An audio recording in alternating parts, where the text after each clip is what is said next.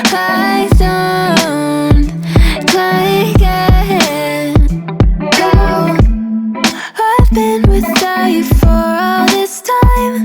Good God, Good morning, good day, happy Thursday, Friday Eve, whatever you want to say, it's gone good.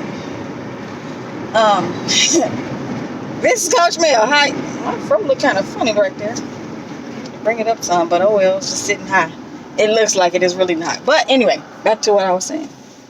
Let me clean the camera too, because it looks a little different. Hi, y'all. Okay. A lot clearer. What do I want to talk about today? I'm back on that leadership thing. Seriously. If you haven't seen the video, you need to watch the video. Well, no, if you haven't seen the little post, the meme that I created about leadership, you should see it.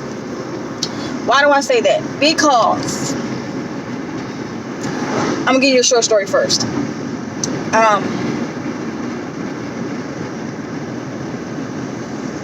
One thing that I really did not care too much for anytime I worked for a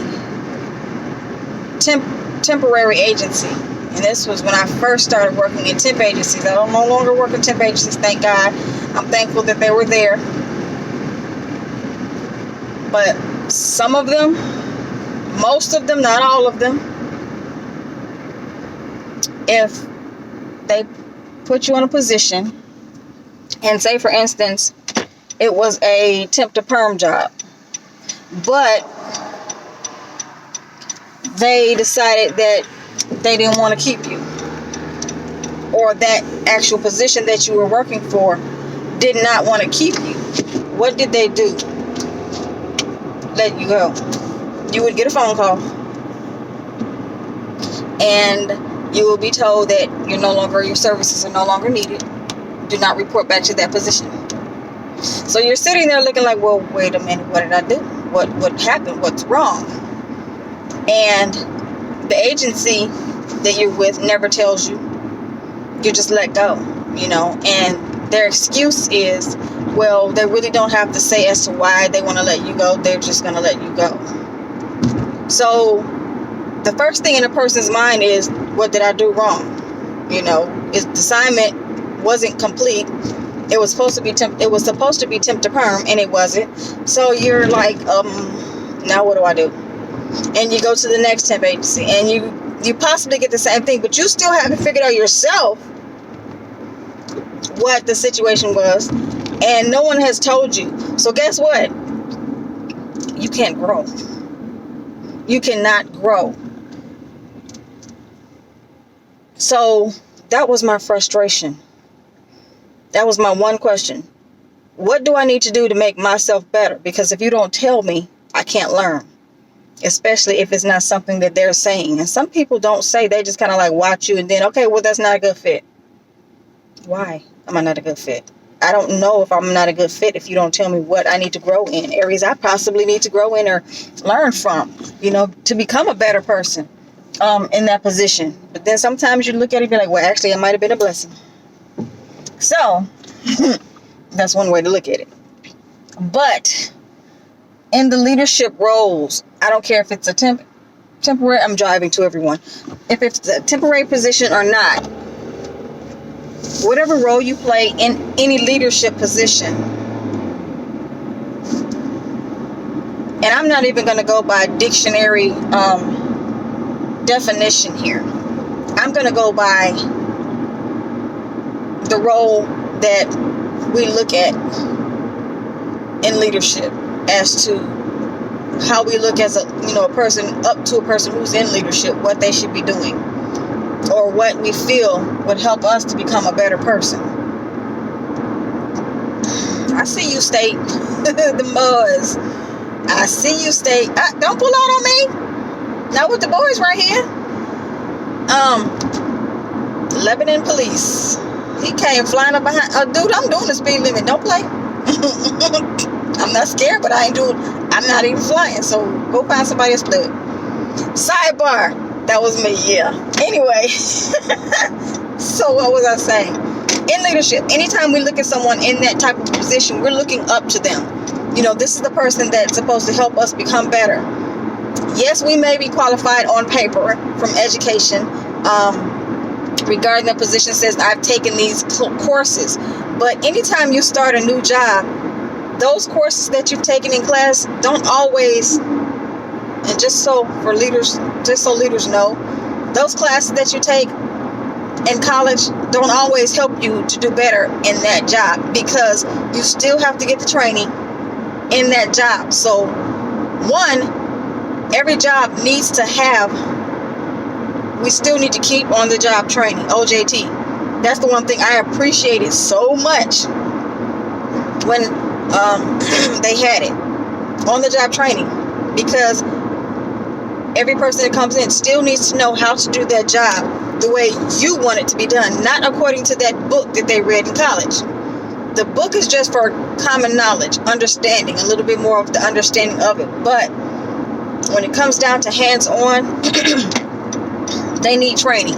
Not only just to do the job as far as the legalities of it or the intricacies of it, but a person that especially has not been in the corporate area, they need to be trained on etiquette. They need to be trained on personality. You need to understand, not only that, leaders need to understand the person's personality that you hire. Not saying that, we need to see if they're crazy or not.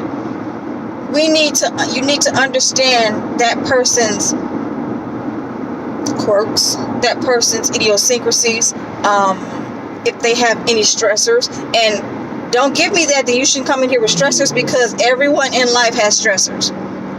Don't and to sit up and pretend that they don't exist is a lie. Every leader has stressors. They may be good at hiding it, but you have them. And if you have those who are not good at that, what should you do instead of just skirting them to the side or getting rid of them, or just leaving them in certain positions because you think they're not ready? Teach them. Teach them. One main important role of leadership is to train those. You don't want to train them to become just under your feet all the time, because eventually you're going to move up.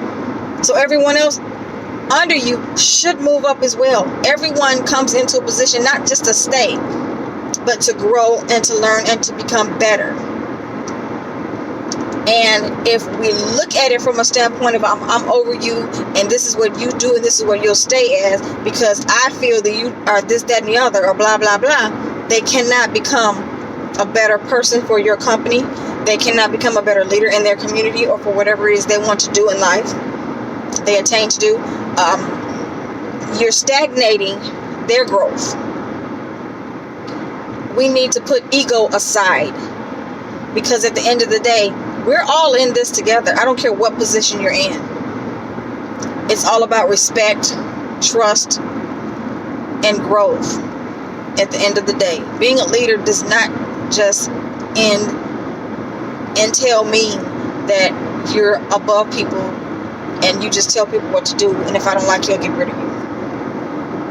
No, it has so many other things in it, and we need to look at it as not just a leader, but a teacher.